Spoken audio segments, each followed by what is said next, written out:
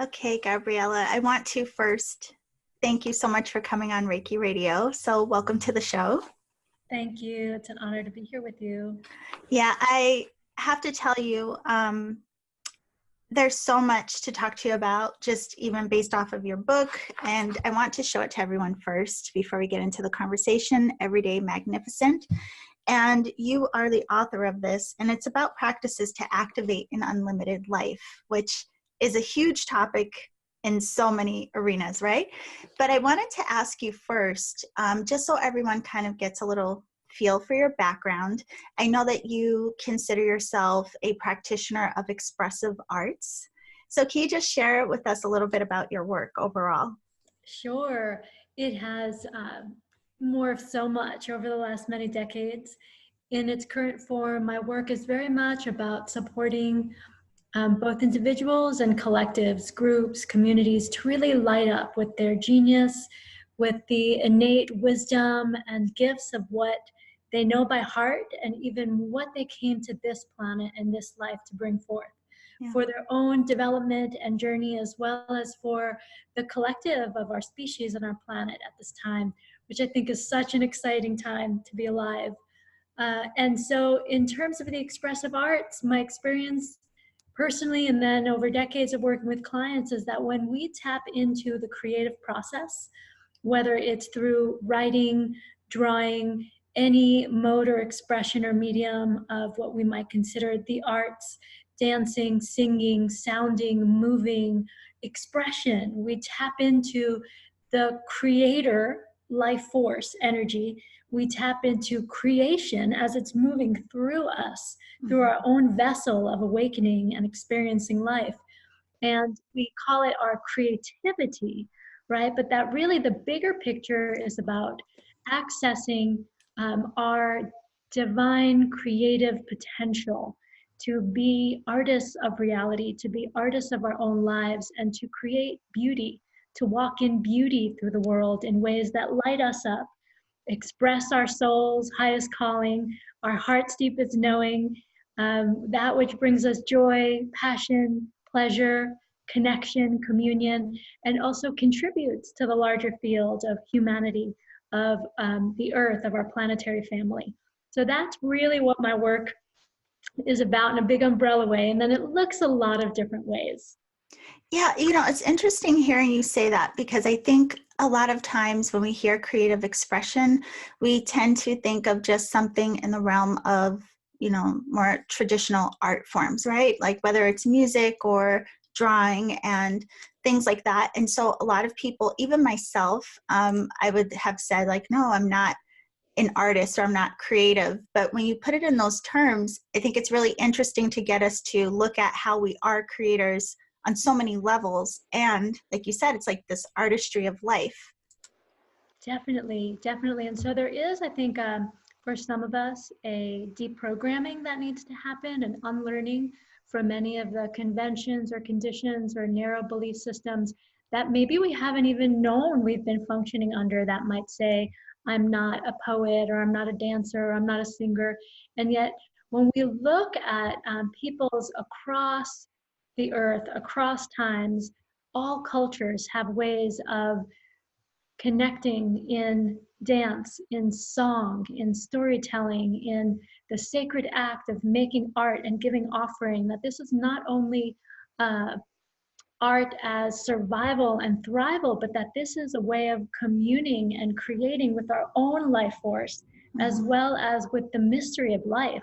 It's a conversation, it's an intimate relationship, it's for everyone, right? It's for everyone. And I would come as far as to say, in what I've seen as someone in the field of energy medicine, that it's essential. Right. That if we are not creating and in that flow, and even if it's creating family, children, a garden, a community, you name it, right? That everything can involve our innate creative artistic abilities. Yeah, when you say that too, it makes me think of that feeling that comes up when we do lose ourselves, like in dance or movement, sometimes song, whatever it may be. And I was just thinking of the contrast when you said that when I'm sitting on the computer, what that feels like in my life force, versus if I allow myself to step away and do something that really gets that energy moving and allows my state of mind to move into just like a space of wonderment and joy, just very much like you're describing. And what I found, I want to go into the details of your book in a moment, but you have something called sacred interruptions. And I found that that was a great way to help me throughout the day, especially when we start to feel kind of just in a rut or not as joyous or uplifted. Yes, yes. So this is, I think, essential in the world that many of us live in, a more Western, fast-paced, lots of technology, lots of coming and going, lots of doing that's happening around us. And it is very normalized to kind of get taken into a very narrow-minded, even with our phones and our digital screen world, to get taken into a very narrow-minded beta and high beta brainwave, and a perception of being carried by what I sometimes call the trance of the sleepwalk, the trance of normalcy, this agreement field that just gives a very limited band of what reality is. And yet we have infinite states of being. We have infinite emotional potentials as human beings. We have multiple dimensions at where we can perceive and experience life and energy. We have the entire natural world, right? This like outrageous, beautiful, living dictionary of life force that is so far beyond the limited band of what reality might tell us is real. And so if we are in a trance of just believing that this limited, third dimensional, technological, virtual, screen-based reality is what's real, it is not what we're wired for. And it can feel collapsing. It can feel even disheartening, you know, so that it can be an instant. The sacred interruptions, as you know, just take a minute or two. We can even use our phones to set those interruptions, and they connect us back to what's real at the heart of matter, getting out under the sky, connecting with the inner world and taking a pause and a breath, drinking some water and imagining you're being filled up with life force of the whole cosmos. Yes. One dance song, it doesn't take much, but if we don't interrupt it, we will be carried through the day and just collapse at night and forget. Yeah. And you know, this is something that I think is good to bring up for us as well, is these different states of consciousness we're able to access. And I think without paying attention to it, I mean, we can get into that tunnel vision or that trance of normalcy, like you said. But when we have those moments too of freeing our mind or expanding our mind, I don't know that we always recognize that we're able to initiate that. You know, we just may think it was prompted by an event or a person or something external, and not recognizing that can be done within our own system. So I have to ask you about this in your book. It's so interesting because, again, I was like, I am not an artist. How am I going to do this thing? But you've changed my mind in a lot of ways. Yeah. So I first want to ask you if you could share with everyone why you created this book and what it is meant to support us with. Great, yes. So why I created it is, I'd say, two primary reasons. The first being that these practices and many more that are constantly adapting and changing as I'm inspired and you're inspired are a collection of very simple and practical tools that we can use to tap that unlimited part of our nature. So yes, many of them, as you know, are expressive arts and meditation based, inquiry and sentence stems and journaling and working with mandalas and working and playing, really playing with all kinds of practices to experience the fullness of our potential as humans. And this is my life's work. This is what I love to do to keep my own soul bubbling and on my playful, organic edge. It's how I work with my clients and have seen amazing transformation. And then the other piece is that over the last 5 or so years now, I've been integrating a lot of the work of Dr. Joe Dispenza, who's one of my dear mentors. I love the way that he articulates bringing the scientific and the mystical into a very practical daily way of activating our own inner genius and becoming reality artists of our lives. And so during these advanced retreats that I was on with him and receiving so many powerful insights, and I had the feeling of like, how can I live this into my daily life? How can I make this shift from a orientation or paradigm of a worldview that says that we're matter in a world of matter, what we might say is that Newtonian model of science where we are separate beings, where we're separate from everything else, to the quantum model of reality, which has actually been around since the 1920s, not something radically new, but just now making its way into the mainstream, where we are energy in a world of energy. We're not only connected to everyone and everything, but there is only one of us here. It's one giant field of unified energy with, as you said, infinite states and frequencies, and we can learn the formula on command with intention and surrender how to navigate through this field. For the purpose of what? For me, it's to create a magnificent life where we're in deep soul fulfillment of why we came to this planet at this time. And we're sharing that and contributing to the greater field in a way where we're lifting life up, where we're really uplifting and up-leveling the experience of what's possible for everyone and everything. And so that's what inspired me to create the journal. And that's what it's really meant to do. It's the practices start to light us up and get us on track, yeah, and remind us of who we are in this moment. Because we're such evolutionary beings that, you know, we're not who we were 10 years ago, or the dreams we had even 2 years ago, or 2 months ago maybe. So it gets us current and on track. And then it starts to light us up to how do we bring this level of awareness, intentionality, and surrender, an intimate relationship with the unseen, the invisible, the wholeness of being into daily life. Yeah, and you know, you mentioned the quantum field, and it's interesting because we hear quantum a lot now, and I think some people are like, what is that? And there are a lot of different, you know, ideas and schools of thought around things, but just like in a very basic level, like if we think of quantum theory and understanding the nature and behavior of matter and energy, it sounds like, I mean, when you think of it, of course, we're understanding the nature of us, right? We're both matter and energetic. And so what I found interesting about your book, and I think it brings people into the experience, because we hear a lot of things, but once we have the experience of it, it changes the way we understand it, right? So if we bring ourselves into doing these very easy tools that you have laid out, into giving ourselves the experience of perceiving differently and feeling differently and coming into connection with different layers of our consciousness, it then becomes this way of creating differently, right? You know, I often talk about creating from fear or like your heart alignment, but this is also another layer to that, I would say. It is, and it's really about the, you know, the words we want to choose to say the same thing. That even to start just where you completed, that we might say that fear is a more contracted, dense energy, a slower wave of the multiple waves of energy that make up our being, where it's the most dense particle reality. And that creating from fear is creating from separation, from lack, from scarcity.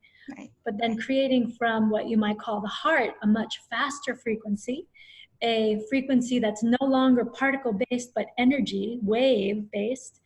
And that from that place, actually shifts happen much more quickly. And it's the unified energy. It's the feeling of the us, the whole, the connection. So that is one beautiful way to look at it. And then, you know, studies have shown, science has shown, Einstein said it a long time ago, that the sole governing agent of the particle is the field. That actually we don't create from necessarily matter to matter creation is going to take a longer time, and it's going to require force and effort.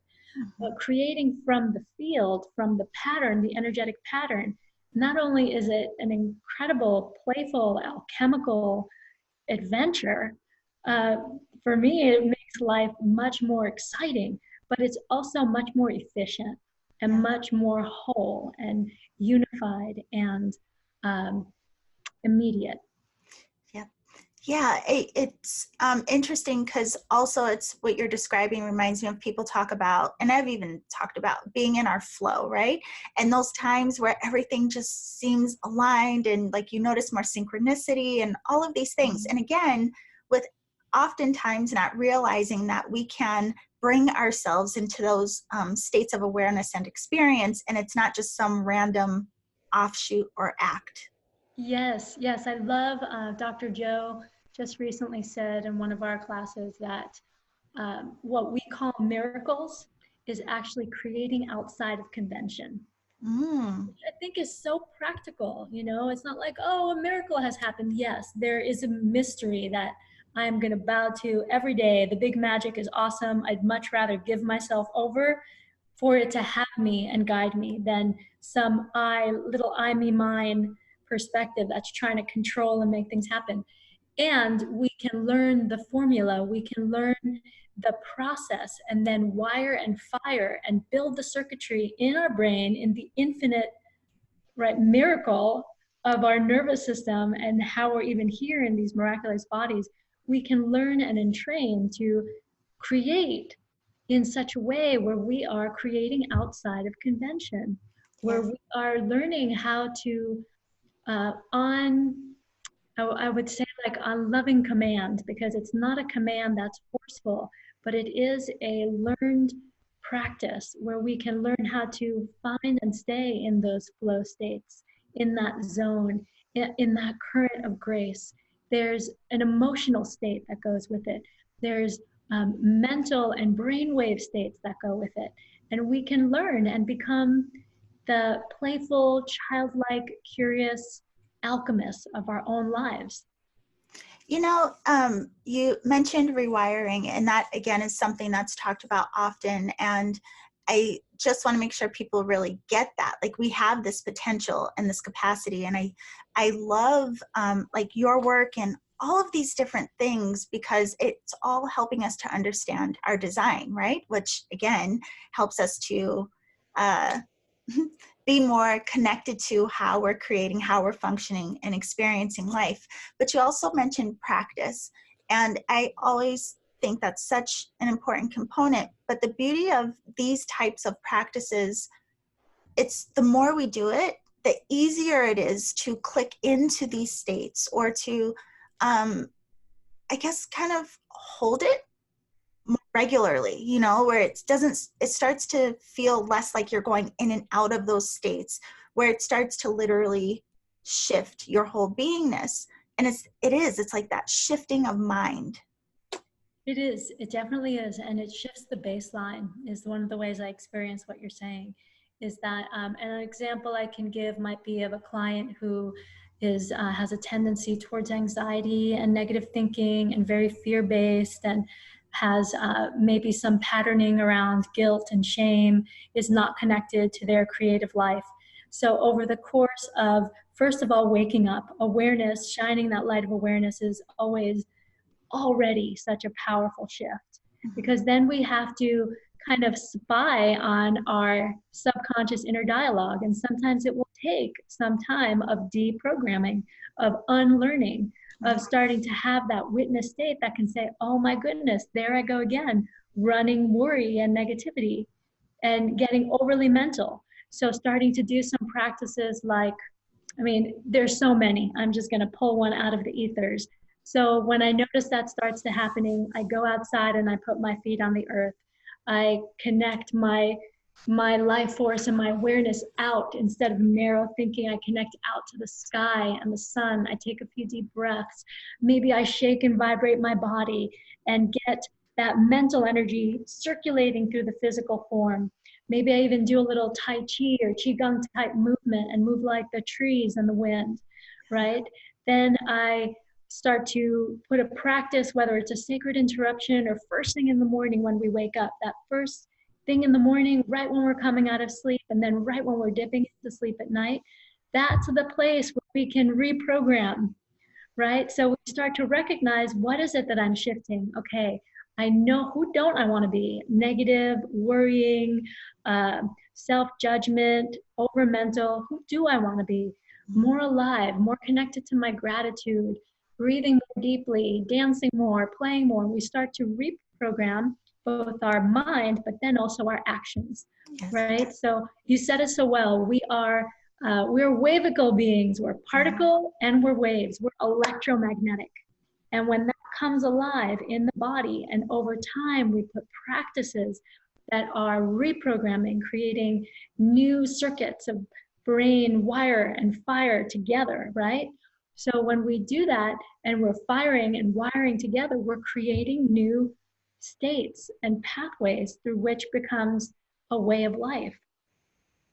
Yeah, so this is the thing, because you've given some beautiful examples, and I want to talk about this because it's interesting in the book.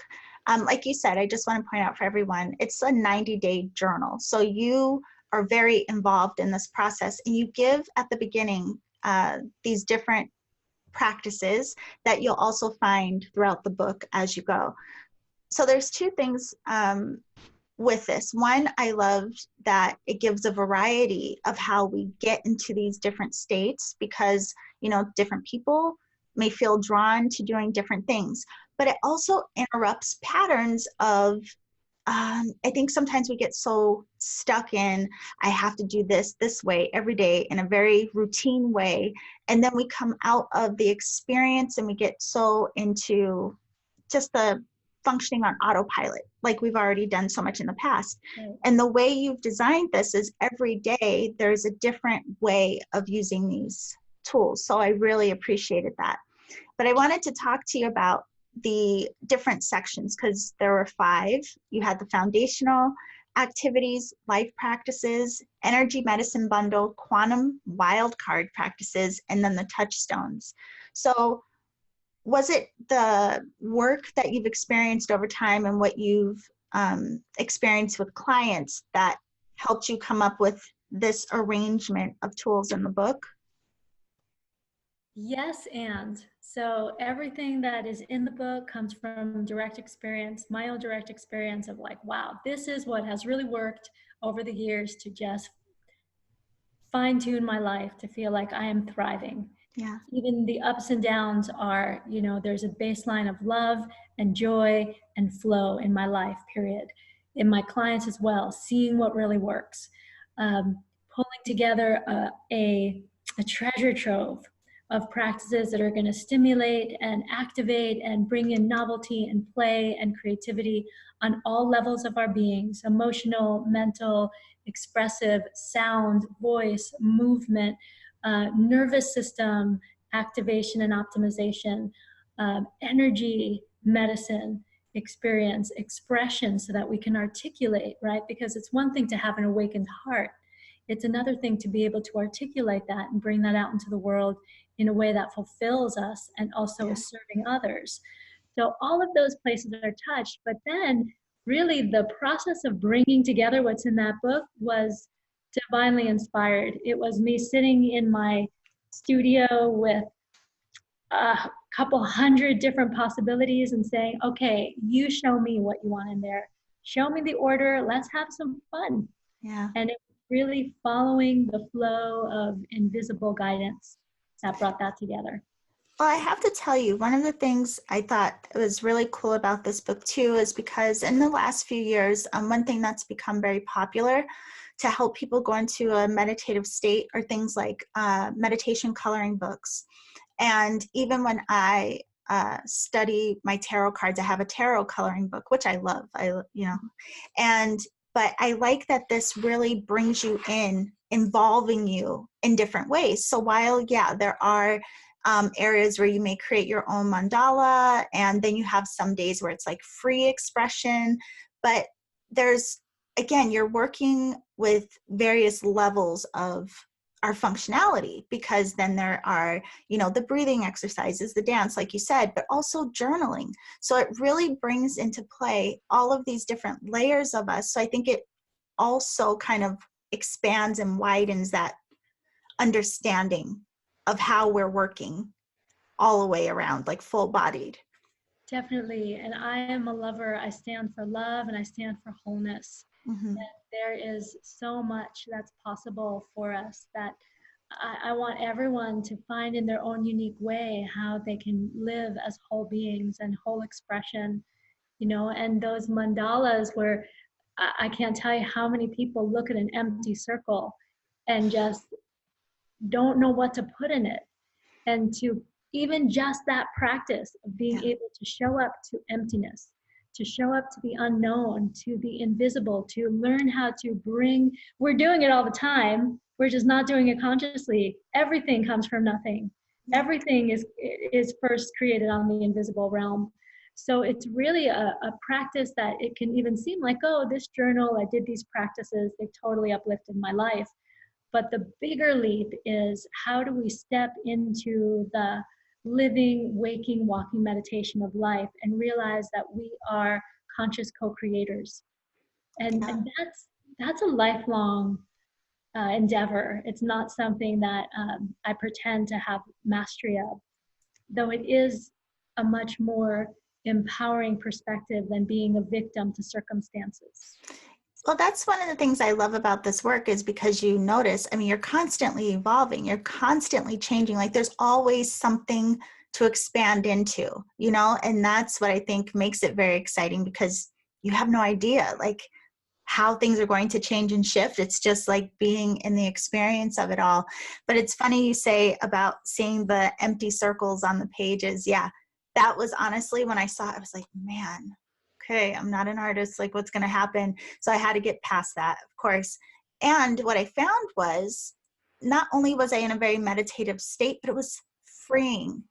And initially it was like, you know, I had to allow myself to be beyond the judgment of like, is this going to be pretty? Like, is it messy? Am I, and so I kind of laughed throughout the process of how much just that practice gave me a different way of looking at critical or criticism, like how critical I can be about like, is this just right? Like, does it look, you know, and just letting it be whatever it is and just letting it, you know. And so I was surprised a lot of times at what I ended up putting inside those circles. And another thing I want to talk about, because I really love the different exercises that you share, because there are different ways of even meditating, different ways of doing practices that some people may already do. But one of my favorites is the unity coherence. I have to say that was one of my absolute favorites, and talk about experiencing what we're talking about beyond just the words. So in your work that you do with people, have you noticed that there are certain people that just seem to gravitate or click more with different practices, or does it seem to be that all of these work with us in different levels? I think both are true. Both Yeah. are true. That sometimes we will gravitate toward what we consider more comfortable, Mm-hmm. right? And so some may feel like, oh, I really gravitate towards the writing because I'm more comfortable with writing than with drawing. Or I gravitate more towards the eye open meditations because I just can't meditate with my eyes closed, or etc. Sounding, singing, making music. I mean, some of these things terrify some people. Right. But I would say that sometimes the things that we have the most resistance to are the biggest doorways to our breakthrough. So that's why I encourage everyone to experiment with everything. Yeah. And then really, you know, coming from the heart with it, so that we can hold a space for ourselves, just like we would for a little child that's just exploring their sound, that's just exploring their ability to put color on a page. Like, this is really having to drop the again, the mind of separation, Mm-hmm. the analytical part of our brain that's always going to come into judgment, definition, measurement, good, bad, right, wrong. There's no place for it in our unlimited nature. Our unlimited nature thrives on wholeness, compassion, acceptance, gratitude, wonder, awe, possibilities, right? So and that's where we have to keep steering ourselves to, so that we can be like a loving, like the ultimate parent or guide or mentor that has so much space for even some of us as adults, we were either shamed or criticized or ridiculed, if not by someone directly, by the narrow limitations of our conditioning and culture. Right. So we've got to unlearn that, deprogram that, and really choose beyond it. Yeah, that's really beautiful.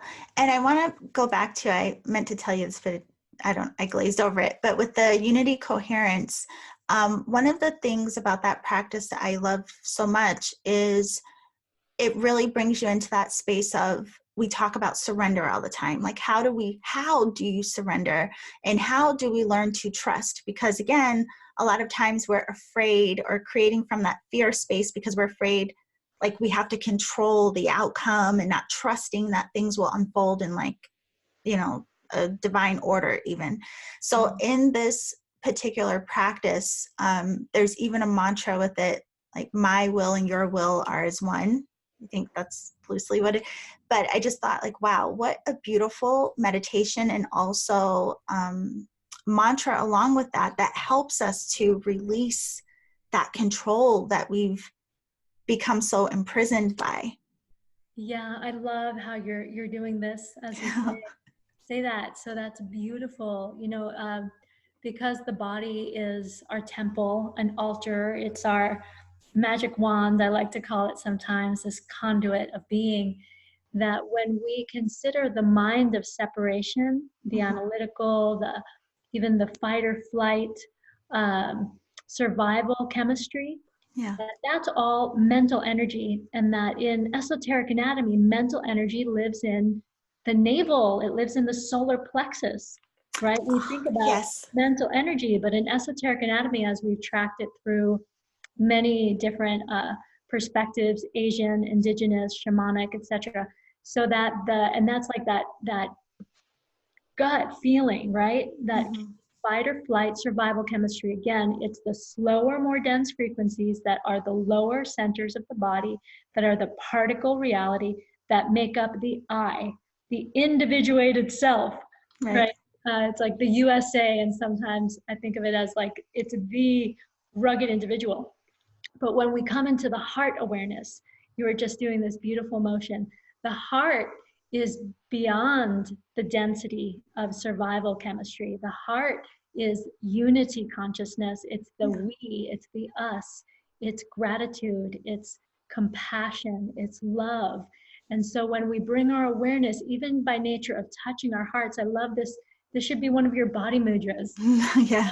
Of, oh, this is how I move from fear to love. Remove the veils of fight, flight, survival. Bring the energy up from the lower centers, from the I to the we to the us, where we can feel I am a part of something miraculous.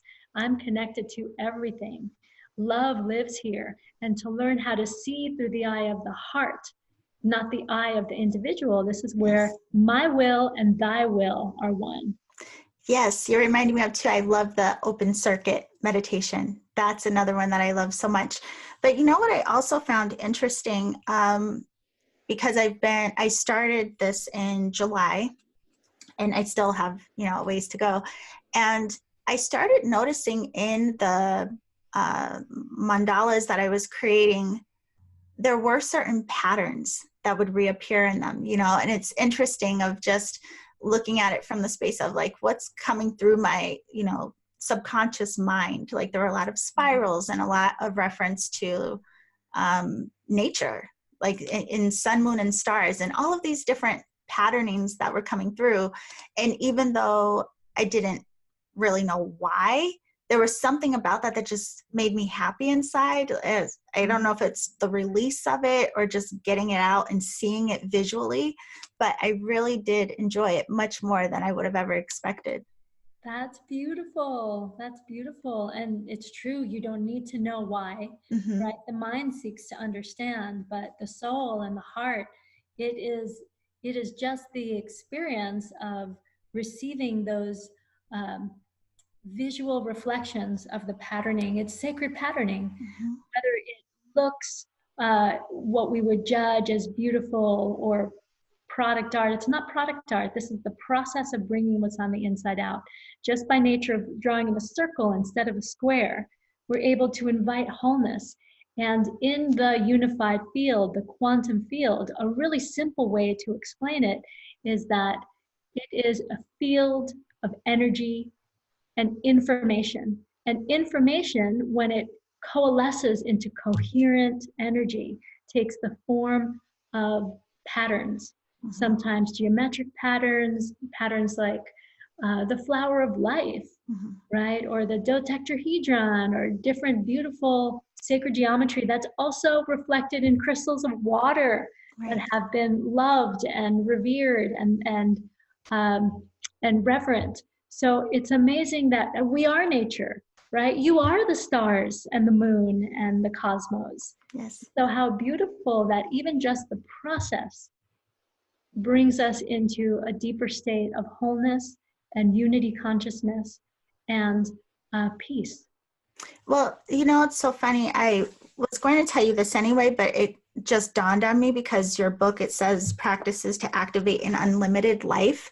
And in doing this work, it actually helped me work through a personal limitation. And so I want to thank you for this, because there is a certain project that I've been talking about for years. Anyone who knows me knows. And I had this limitation of like, oh, I can't do that. I don't know how to do this thing. And, you know, just it's been years and I haven't done it. And through this process, there was a day where it dawned on me, like, of course you can do it. What are you saying? And it was that getting rid of, and doing the mandalas for myself, letting go of that needing to be perfect and pretty, and just really seeing the beauty in what is being created and how it's being expressed. So I am very thankful that I had a breakthrough unexpectedly around something that I've wanted to create for a long time. That is beautiful. That's so inspiring. Yeah, I see it, whatever it is, already done for you. Thank you so much. So I do want to tell everyone, and if you can share with us the different ways that people can access this book, where they can get it and start their journey today. Sure, yeah. And you know what I'll also tell you is that the 90 days is a more or less estimated number on if you touch it daily, but you can take 1 month to do it, you can take a year to do it. And I have clients that have taken the full spectrum of that time. But the important piece, of course, is, you know, and I love it, so many people interview me and haven't touched the book other than read the introduction, that you need to do it. Yes. Where the power is. It becomes your book, not my book. Right. And you can find it on Amazon.com, Everyday Magnificent, Gabriela Masala. And also on my website, www.gabrielamasala.com. And it's also at Balboa Press. Beautiful. So I'm going to make sure to put those links in the description. And I have to say, it's such a beautiful book. I think, gosh, that is gorgeous. But I wanted to ask you too, before you go, because I know there's other work that you do out in the world. And so I would love for people to know about that. One of the things that I find so interesting about your work are the play shops. So can you just share with people the work that you do with people one-on-one outside of the book? Sure, yes. So I love to work with individuals. I keep a private practice and see clients both in my home studio as well as through Skype and telephone, and just love to dive in with people wherever they are on their evolutionary edge. And people tend to find me when they're really ready to make a leap. Yeah.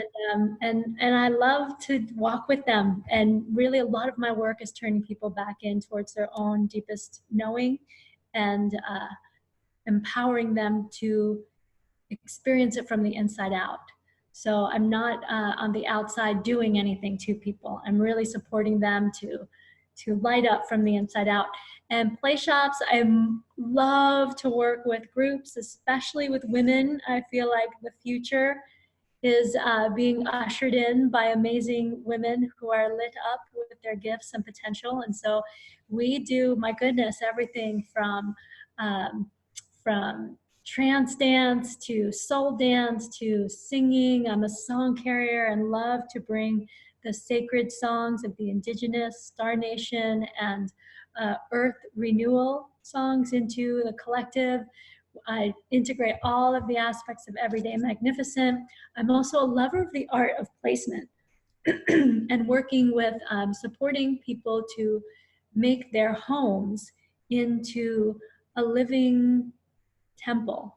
Mm. And it's specific to each person, but really making space for the sacred everywhere, the sacred art of placement. And really my love more recently is that my big dream is around creating eco-villages, regenerative design eco-villages, residential retreat learning centers with schools, with beautiful permaculture gardens, and creating fringe communities of people who are living the new paradigm and who are really serving as examples of how do we live in regenerative love relationship on the planet.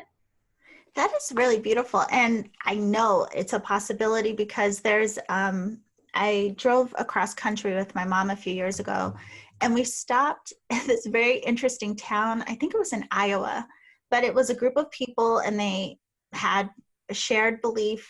I think it was kind of based or centered around a very particular type of meditation, but they literally created their own community. I think, the city has even been designated as an independent space as their own. They have everything, they have homes and a meditation center where the whole community comes to. So yeah, it would be amazing to see something like that. Yeah, it's happening. Beautiful. I love it. Yes, it is happening. That is really very beautiful. So one other thing I wanted to ask you about all of this and the work that you do, because I always think it's great to hear people's personal experience around it. Prior to you coming into the work that you do versus the experiences you've had now using these tools and others, what changes have you noticed in your own life, or how has it impacted you in a way that causes you to want to share this with other people? It's a great question. Oh, there's so many that we don't have time for where I'd really love for us to go in this conversation. Yeah. But I'll say that I feel really grateful at this point in my life to be a living reference point for walking my talk. And that everyday magnificent isn't some lofty idea that's Pollyanna and just focused on the positive. It's a way of learning to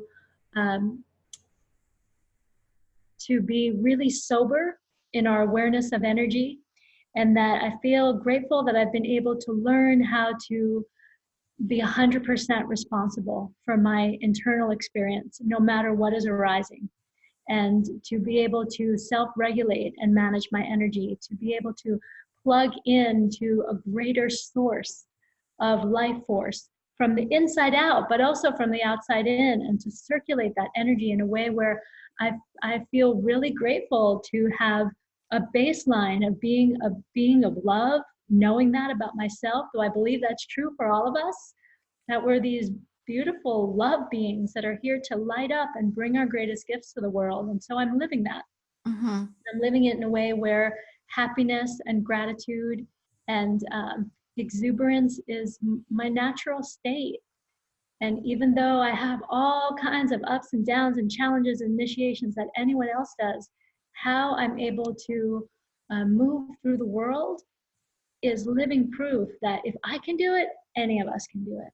And that the more that we bring the fullness of our being to the forefront of our lives, the more that we become really sovereign and liberated beings that are reality artists. And we need all hands on deck right now to create a collective reality that is beautiful, that is loving, that is compassionate and collaborative. And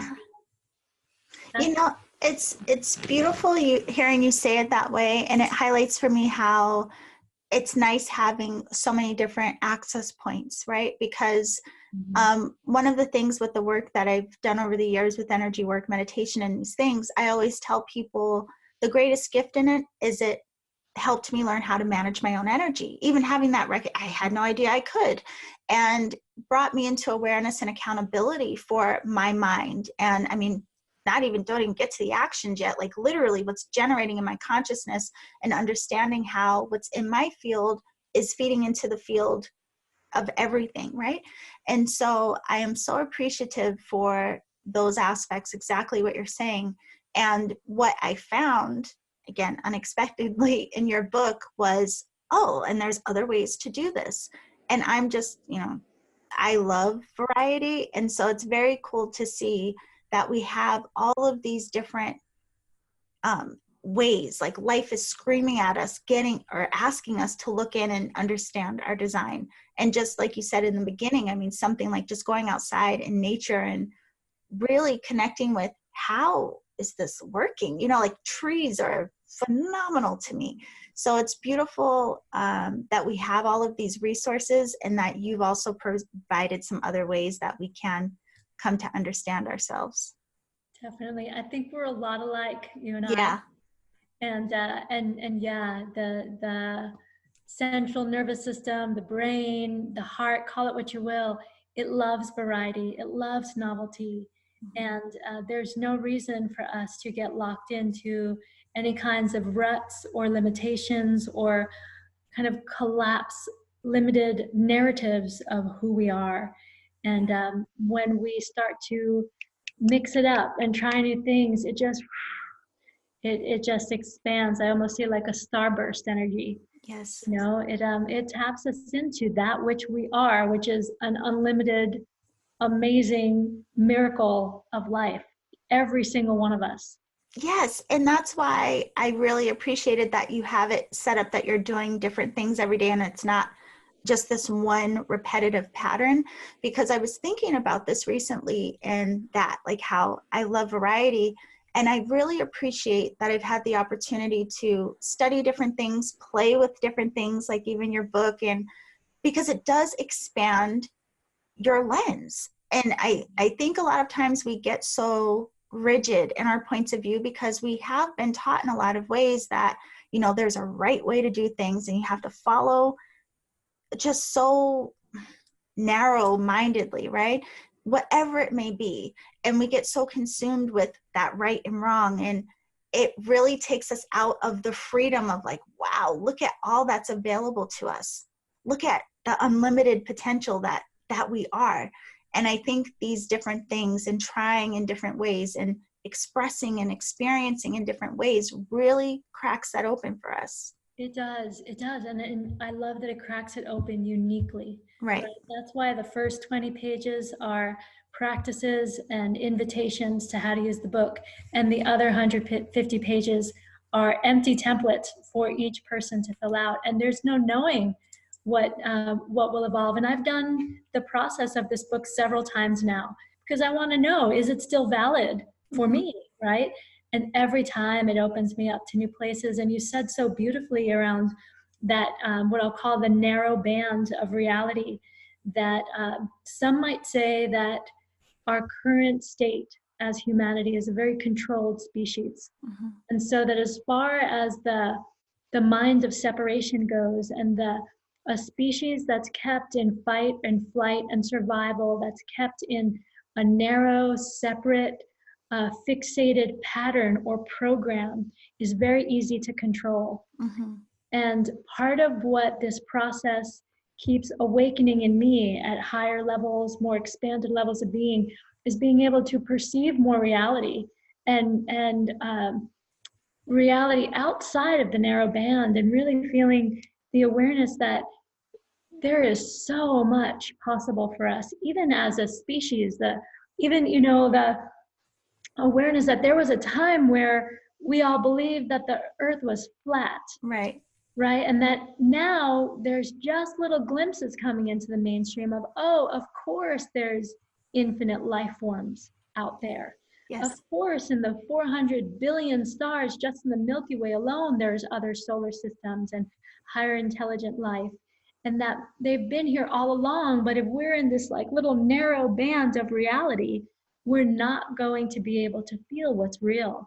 And more than ever now, with the immersion of virtual reality and fake news and technology and all of these artificial intelligences, it is so important that each of us get online and open up to the fullness of what we know is real by heart. and blow our minds. Yeah, I mean, and that's what I think makes this also why I feel like I am always in a state of wonder and like, life is fascinating. And I think of things like that that have been proven, right? So you think of people who were ahead of their time and they allowed themselves to access these other levels of consciousness and had these amazing downloads, and people thought they were crazy. And then far past their life, people are like, oh wow, that person was actually right. Or I think of something like there's a tribe in Africa, the Dogum tribe, and how they had they knew about our solar system in ways that we didn't have the technology to know. And then, I mean, of course, there's a lot of story to that, but then later it was proven that they were right. So it's always amazing to me just being in possibility of potential and expansive creation. Like I think it's exciting to know that like we're just barely scratching the surface, and it's just amazing. That's all. It is. It's I love it. mind-blowing. It really is. Yeah, and I love what you say about the possibility, right? So I'm not declaring today with you that, oh, I believe that there is the Syrian Star Council and that the Dogon tribe has always been in touch with them and that our ancestors are all star nations. I'm not saying that that is a hardwired belief. I am saying I'm so open to the possibility. Yes. And it is so much more exciting to be open to the infinite potential of who we are and why we're here, because if it's not relevant to how to live a more whole and embodied life of love, then for me, I don't know what's the point. Right. And yet for each of us in our own unique ways, as we give ourselves over to the creative awakening, the downloads that are ours to receive, the projects that are ours to do, this big dream that's yours to bring into manifestation that no one can do but you. Yes. Right? That's what this energy is about, to get that for ourselves, because when would be a better time than now? Right. No, it's very true. And I have to say this one last thing you're reminding me of as well. I was speaking to someone not that long ago, and she shared that it's funny how she was afraid of connecting with herself and trusting herself because she was, told for so long how wrong and bad and all of these things that it was.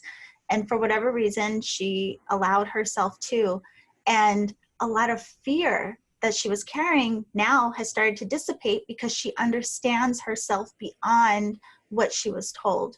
But she had to have the experience personally to really understand her own potential and what may be misunderstood by some. So yeah, I think, the work that you're doing and the exercises in the book, it's a beautiful, beautiful gift to us to help all of us come online just a little more than where we are right now. So thank you for this book. Oh, thank you. And it's our work. We're doing it together. We're in this together, and it's an honor to connect and feel such resonance with you. Thank you. Thank you so much. So of course, for everyone, I'm going to have Gabriela's website and ways to buy the book down in the show notes. So be sure to go down in the description, click on that, start your journey, and let her know what cracks open for you. So thank you so much, Gabriela, for being here. Thank you. It's been an honor, such a delight.